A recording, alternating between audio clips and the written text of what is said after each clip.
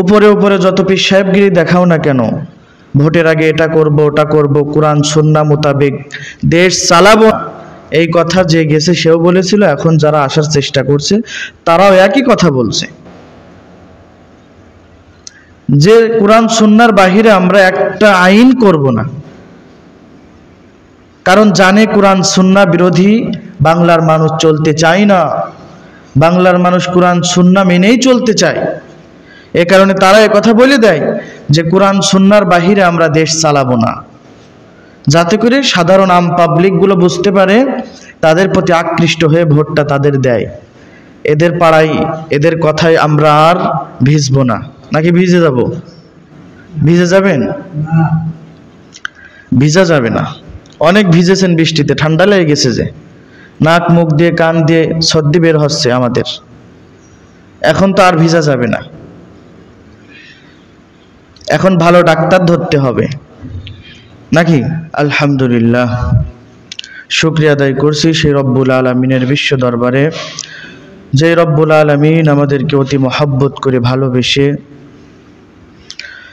পৃথিবীর সবচাইতে শান্তির জায়গা মসজিদ, ইবাদতের জায়গা মসজিদ, দুনিয়ার সবচাইতে উৎকৃষ্ট জায়গা মসজিদ, পবিত্র জায়গা মসজিদ, রব্বুল আলামিন ইবাদত করার উদ্দেশ্যে আল্লাহ তাআলা আমাদের পায়ে হেঁটে মসজিদে আসার তৌফিক দান করেছেন।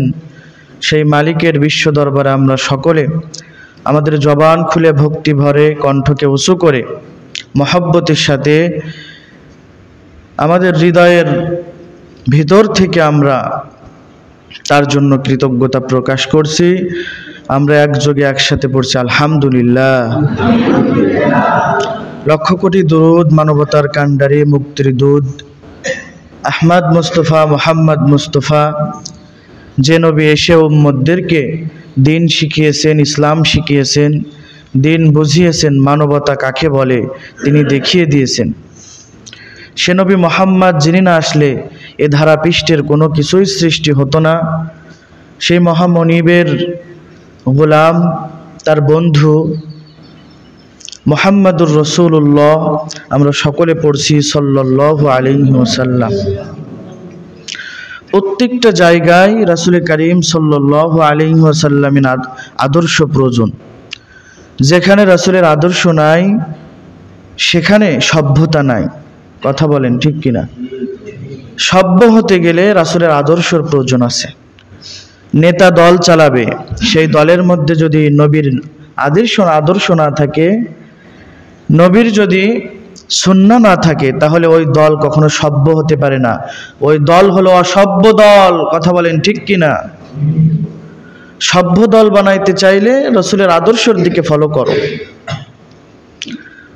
উপরে উপরে যত পীর সাহেবগিরি দেখাও না কেন, ভোটের আগে এটা করব ওটা করব, কোরআন সুন্নাহ মোতাবেক দেশ চালাবো না, এই কথা যে গেছে সেও বলেছিল। এখন যারা আসার চেষ্টা করছে তারাও একই কথা বলছে যে কোরআন সুন্নাহর বাহিরে আমরা একটা আইন করব না,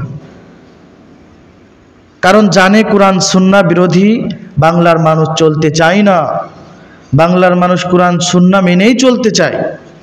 এ কারণে তারা কথা বলে দেয় যে কোরআন সুন্নাহর বাহিরে আমরা দেশ চালাবো না, যাতে করে সাধারণ আম পাবলিকগুলো বুঝতে পারে, তাদের প্রতি আকৃষ্ট হয়ে ভোটটা তাদের দেয়। এদের পাড়ায় এদের কথায় আমরা আর ভিজবো না, নাকি ভিজে যাব? ভিজে যাবেন? ভিজা যাবে না। অনেক ভিজেছেন বৃষ্টিতে, ঠান্ডা লেগে গেছে, যে নাক মুখ দিয়ে কান দিয়ে সর্দি বের হচ্ছে আমাদের। এখন তো আর ভিজা যাবে না, এখন ভালো ডাক্তার ধরতে হবে, নাকি? এ কারণে অনেককে অনেক কথা বলবে, তবে আপনার ভোটটা হবে এমন মানুষের, যেই মানুষ ইসলামের সাথে আছে, কোরআন সুন্নাহ মোতাবেক দেশটা আসলে চালাবে, এমন মানুষ ধরতে হবে। এ কারণে যে কথা বলছি, রাসূলের আদর্শ ছাড়া কোনো কিছু সুন্দর হতে পারে না, কোনো কিছু পবিত্র হতে পারে না। রাসূলের আদর্শের দিকে আমাদের ফলো করা দরকার। দল একটা সংগঠন একটা বানাইলে চলবে না, সেখানে কারোর আদর্শ না দিয়ে, কোনো চেয়ারম্যান কোনো কারোর আদর্শ না তুলে এক নেতা লিখেছে, সে আমাদের আদর্শ। কারা আমাদের আদর্শ সেটা আমরা ভালো করেই জানি। সে আমাদের আদর্শ, সে মোদের আমাদের আদর্শ। নাউজুবিল্লাহ, ঈমানহীন কথা, ঈমান হারানো কথা। পৃথিবীতে কোনো নেতা সেটা আমাদের ফলোয়ার কিংবা সেটা আমরা তাকে আদর্শ মানতে পারি না। আমাদের আদর্শ একজন, তিনি হলেন মুহাম্মদুর রাসূলুল্লাহ সাল্লাল্লাহু আলাইহি ওয়াসাল্লাম। এর বাইরে কোনো আদর্শ হতেই পারে না আমাদের। আমরা মুসলিম জাতি, আমাদের আদর্শ কে হবে? লাকাদ কানা লাকুম ফি রাসূলিল্লাহ লাকাদ কানা লাকুম ফি রাসূলিল্লাহি উসওয়াতুন হাসানাহ লিমান কানা ইয়ারজুল্লাহা ওয়াল ইয়াউমাল আখির ওয়া যাকারাল্লাহা কাসীরা। তোমাদের আদর্শ হবে তোমাদের নবী যা নিয়ে এসেছে। অন্যত্র আয়াতে আল্লাহ তাআলা বলেন, মা আতাকুমুর রাসূলু ফাখুযুহু ওয়া মা নাহাকুম আনহু ফান্তাহু। সূরা হাশর 28 নম্বর পারা 5 নম্বর পৃষ্ঠার 7 নম্বর লাইনের 7 নম্বর আয়াত। রব্বুল আলামিন বলছেন, নবীজি যা এনেছে সেটা ধরো। আল্লাহ এই কথা বলছে যে আমার হাবিব তোমাদের কাছে যা নিয়ে গেছে ওইটা তোমরা ধরো, আর যা থেকে বিরত থাকতে বলেছে, যা বাধা দিয়েছে, যা করতে নিষেধ করেছে সেগুলো তোমরা ছাড়ো। ধরো এবং কি করো? ছাড়ো। আপনারা বলেন, ধরো এবং মা আতাকুমুর রাসূল, আমার নবী তোমাদের কাছে যা নিয়ে গেছে, যা ধরতে বলেছে ধরো, যা ছাড়তে বলেছে সেটা কি করো? ছাড়ো। এর বাহিরে কোনো মত, কোনো দল, কারোর কথা চলতেই পারে না, কেউ আদর্শই হতে পারে না। তার আদর্শই হলো সেরা, যার আদর্শের উপরে আর কোনো আদর্শ চলে না। তার আদর্শ দেখে কত বিজ্ঞানী মুসলমান হয়ে গেল, তার আদর্শ দেখে কত ডাক্তার মুসলমান হয়ে গেল, কত বেধর্মী মুসলমান হয়ে গিয়ে কালিমা পড়ল।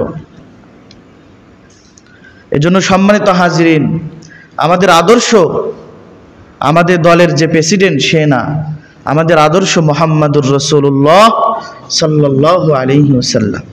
এ কারণে সম্মানিত হাজিরিন,